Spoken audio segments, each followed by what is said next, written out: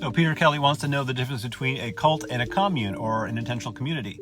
And there are other people on this thread who also seem confused about that distinction, so I'm going to tackle that question. I feel like I'm in a pretty good position to answer it because I currently live in an intentional community, and I used to be in a cult many years ago.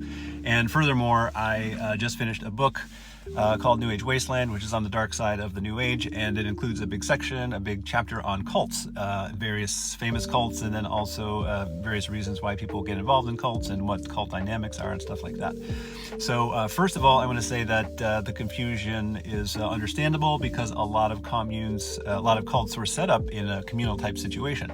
So one way to think about it is like intentional communities, like a Venn diagram. Intentional communities over here, cults over here, and in the middle are intentional communities or communes that are also cults. So in the middle are people like Jim Jones and Charles Manson, who set up little enclaves where all the members live together in order to better maintain control. That's one reason why they do that. But the short answer is that an intentional community is really just a way to live. So someone might ask you, where do you live? You could say, oh, I live in a house. Oh, I live in a shared house, housing co-op. I live in an apartment building. I live in an intentional community. It's just as simple as that. It's just a way to live together with other people.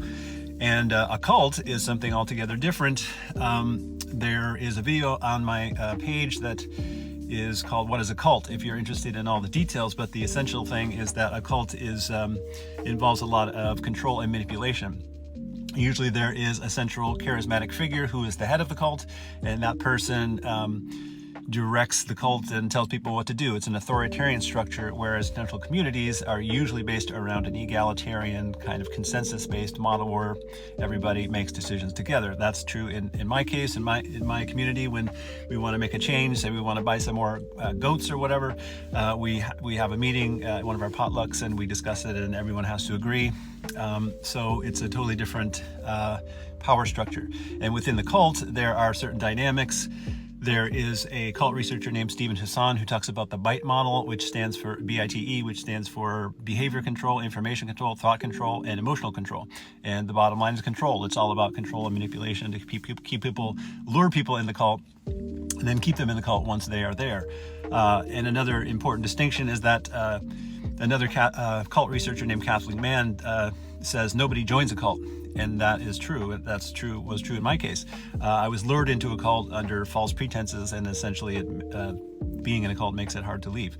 So that's an essential difference. A lot of people do want to join intentional communities because it's awesome.